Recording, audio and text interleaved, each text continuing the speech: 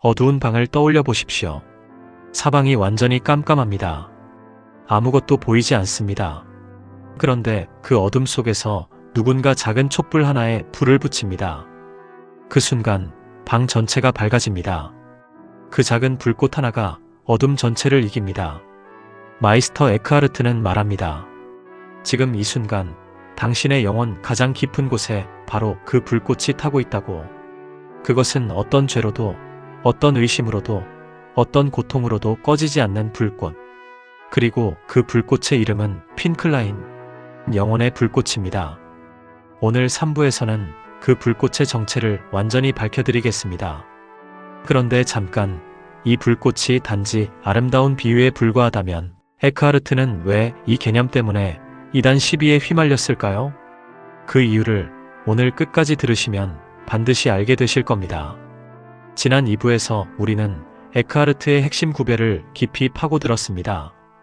고트와 고트하이트의 차이, 인격적인 신과 그 신의 가장 깊은 근원인 절대적 신성, 그리고 에크하르트가 신성을 사막이라 부르며 그 사막이 어디에 있는가를 물었던 것도 기억하실 겁니다. 오늘 3부에서 우리는 그 물음에 대한 에크하르트의 가장 구체적인 답을 만나게 됩니다. 신성의 사막은 어디에 있는가? 에크하르트의 답은 분명합니다. 당신의 영혼 안에 있다. 그것도 아주 구체적으로 영혼의 불꽃, 핑클라인이라는 형태로. 오늘은 이 개념의 기원부터 에크하르트의 독창적 발전, 그리고 학계 논쟁까지 모두 살펴보겠습니다. 오늘 영상을 끝까지 보시면 여러분 자신을 보는 시각이 달라지실 겁니다. 핑클라인의 의미와 어원. 핑클라인, 독일어로 작은 불꽃이라는 뜻입니다. 풍케, 즉 불꽃에 축소점미사 라인이 붙은 형태입니다. 에크하르트 시대의 중세 독일어로는 핀켈라인이라 표기했습니다. 왜 작은 불꽃일까요? 에크하르트는 이것을 의도적으로 작게 표현했습니다. 인간의 영혼 안에 있는 신성의 흔적이 거대하고 압도적인 것이 아니라 아주 작고 섬세하고 조용한 것이라는 것. 마치 거대한 장작더미 속에 숨어있는 작은 불씨처럼. 외부에서는 거의 보이지 않지만 내부에서는 분명히 살아있는 것. 그런데 에크하르트는 이 핑클라인에 대해 매우 중요한 특성 하나를 강조합니다. 그것은 피조물의 영역에 속하지 않는다는 것입니다.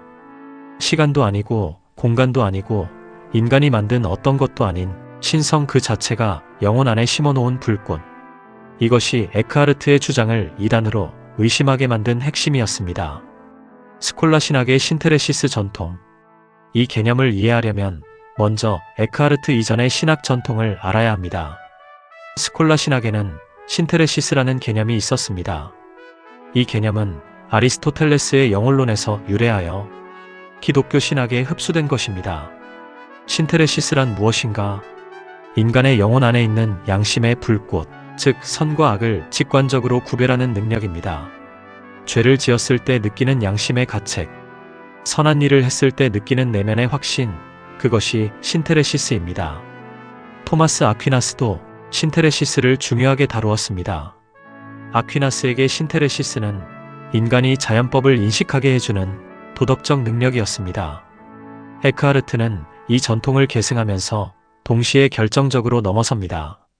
에크하르트의 핑클라인은 신테레시스보다 훨씬 깊은 곳에 있습니다. 신테레시스가 도덕적 판단 능력이라면 핑클라인은 존재론적 신성의 현존입니다. 신테레시스는 인간이 갖게 된 피조물적 능력이지만 핑클라인은 신성 자체가 영혼 안에 직접 현존하는 것입니다. 이 차이가 에크하르트를 독창적으로 만들고 동시에 위험하게 만든 지점입니다. 에크하르트의 독창적 발전, 핑클라인은 신테레시스를 넘어선다. 자, 이제 에크하르트가 이 개념을 어떻게 발전시켰는지 원문으로 들어가 보겠습니다. 설교 48번, 퀴 아우디트메, 나를 듣는 자는? 이 설교에서 에크하르트는 잠언 8장 34절을 본문으로 삼습니다. 나를 듣는 자는 복이 있나니? 에크하르트에게 이 나는 지혜입니다. 그리고 그 지혜의 목소리는 외부에서 오는 것이 아닙니다. 영혼 안에 하나의 힘이 있는데 그것은 신을 만지고 신과 하나이다. 합쳐진 것이 아니라 그것은 하나이다. 합쳐진 것이 아니라 하나이다. 에크하르트는 이 구별을 반복해서 강조합니다. 두 물이 섞인 것이 아닙니다. 원래부터 하나였던 것. 그리고 이어지는 에크하르트의 말이 더욱 놀랍습니다. 그는 이 핀클라인을 이렇게 표현합니다. 그것은 공간도 없고 시간도 없다. 공간도 없고 시간도 없다는 것은 무슨 뜻입니까? 피조물의 세계는 모두 공간과 시간 안에 있습니다. 그런데 영혼의 불꽃은 그 시공간을 초월한다는 것. 그것은 피조물이 아니라는 것. 이것이 교황청이 가장 문제 삼은 대목이었습니다. 피조물인 영혼 안에 비피조물적인 신성이 있다고. 그렇다면 인간과 신의 경계는 어디에 있는가? 설교 2번 원문, 성전을 정화하는 예수. 자, 원문을 더 직접적으로 살펴보겠습니다. 설교 2번, 인트라비트 예수스 인 템플룸. 예수께서 성전에 들어가시어. 이 설교는 요한복음 2장 13절에서 16절. 예수님이 예루살렘 성전에서 환전상들을 쫓아내는 장면을 본문으로 합니다. 에크하르트는 이 성경 장면을 문자 그대로 해석하지 않습니다. 그는 이것을 우리 내면의 사건으로 읽습니다. 신이 그 안에서 통치하고자 하는 그 성전, 그것은 인간의 영혼이다. 예루살렘의 돌로 된 성전이 아닙니다. 당신의 영혼이 성전입니다. 그리고 에크하르트는 계속합니다. 예수님이 성전에서 쫓아낸 환전상들이 의미하는 것은 무엇인가? 그것은 우리 영혼 안에 잡다한 욕망들, 집착들, 세속적 관심들입니다. 그것들이 쫓겨날 때 영혼의 성전은 깨끗해집니다. 그리고 그 깨끗한 성전 안에서 영혼의 불꽃이 비로소 빛을 발합니다. 여러분, 이 해석이 얼마나 혁명적인지 느끼십니까? 신이 계시는 성전은 저기 먼 곳에 있는 것이 아닙니다. 신이 거하시는 성전은 바로 지금, 여기, 당신의 내면입니다. 설교 48번 원문, 나를 듣는 자는 누구인가? 설교 48번으로 다시 돌아와서 에크하르트가 이 불꽃을 어떻게 더 설명하는지 들어보겠습니다. 그는 이 핀클라인이 영혼의 어느 부분에 있는지를 이렇게 말합니다.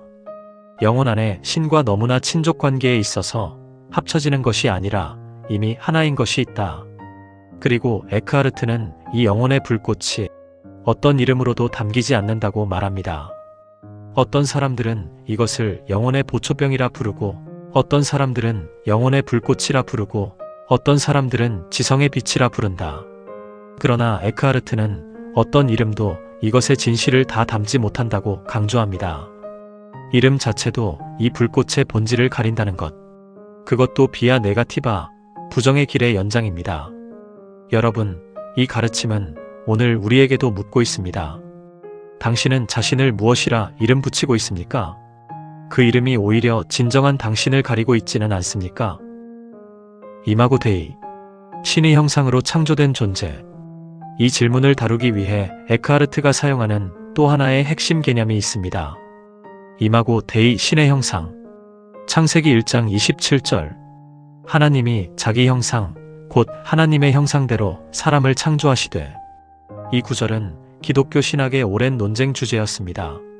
신의 형상이란 구체적으로 무엇인가? 아우구스티누스는 이것을 인간의 이성과 기억과 의지에 있다고 보았습니다. 토마스 아퀴나스는 이성적 능력으로 해석했습니다. 에크하르트는 더 급진적으로 나아갑니다.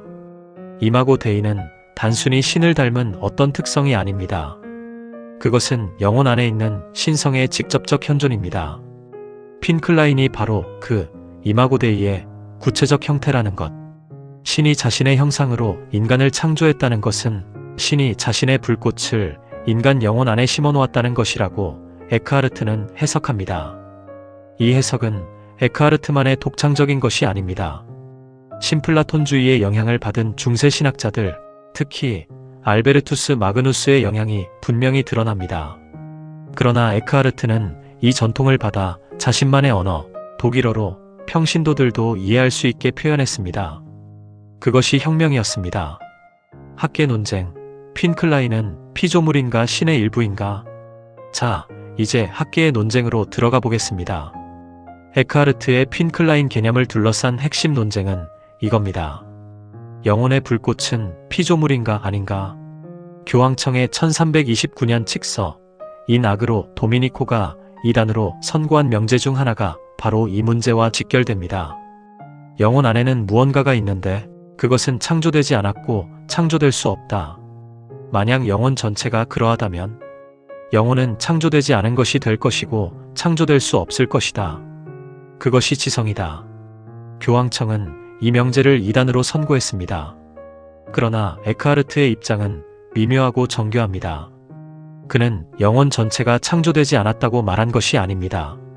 영혼의 가장 깊은 부분, 그 불꽃만이 신성과 직접 연결되어 있다는 것입니다. 현대 에크하르트 연구자 버나드 맥기는 이 문제를 이렇게 정리합니다. 에크하르트에게 핀클라인은 존재론적으로 신성에 속하지만 영혼과의 관계에서는 영혼의 가장 고귀한 부분이라는 이중적 지위를 갖는다고, 즉 신과 인간 사이의 경계면에 있는 개념이라는 것입니다. 이 해석이 옳다면 에크하르트의 주장은 범신론이 아닙니다. 그것은 오히려 신과 인간의 관계를 가장 친밀하게 표현하는 방식이었습니다. 아직도 논쟁은 계속됩니다. 그것이 이 사상을 700년 후에도 살아있게 만드는 힘입니다. 오늘의 적용, 꺼지지 않는 것을 찾아서 여러분께 오늘의 가장 중요한 질문을 드리겠습니다. 살아오시면서 무언가가 완전히 무너진 것 같았던 순간이 있으셨습니까? 모든 것을 잃은 것 같고 자신이 아무것도 아닌 것 같고 희망이 보이지 않았던 그 순간. 그런데 그 순간에도 아주 깊은 곳에서 뭔가 아직 살아있다는 느낌이 있었던 적은 없으셨습니까? 에크하르트는 말합니다. 그것입니다. 그것이 바로 핀클라인입니다. 그 작은 불꽃은 당신이 만든 것이 아닙니다. 당신이 가꾼 것도 아닙니다. 그것은 원래부터 그 자리에 있었습니다. 어떤 실패도, 어떤 상실도, 어떤 죄도 그 불꽃을 끌 수 없습니다. 왜냐하면 그것은 시간 안에 있는 것이 아니기 때문입니다. 에크하르트가 핀클라인이 시간도 공간도 없다고 말했던 이유가 바로 이것입니다. 우리는 나이를 먹으면서 많은 것을 잃어갑니다.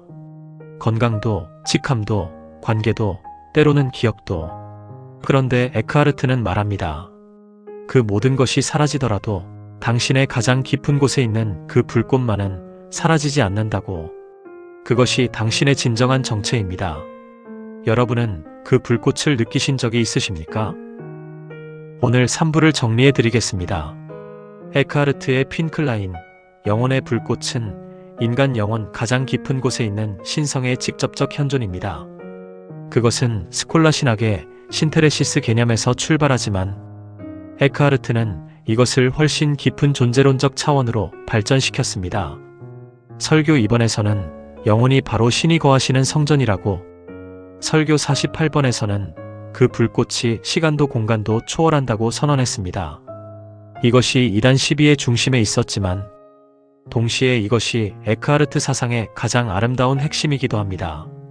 다음 4부에서는 더욱 실천적인 주제로 넘어갑니다.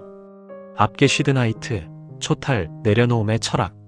그 불꽃이 빛을 발하려면 어떻게 해야 하는가? 에크하르트의 답은 놀랍습니다. 더 많이 추구하라가 아니라 모든 것을 내려놓으라. 어떻게 내려놓는가? 무엇을 내려놓는가?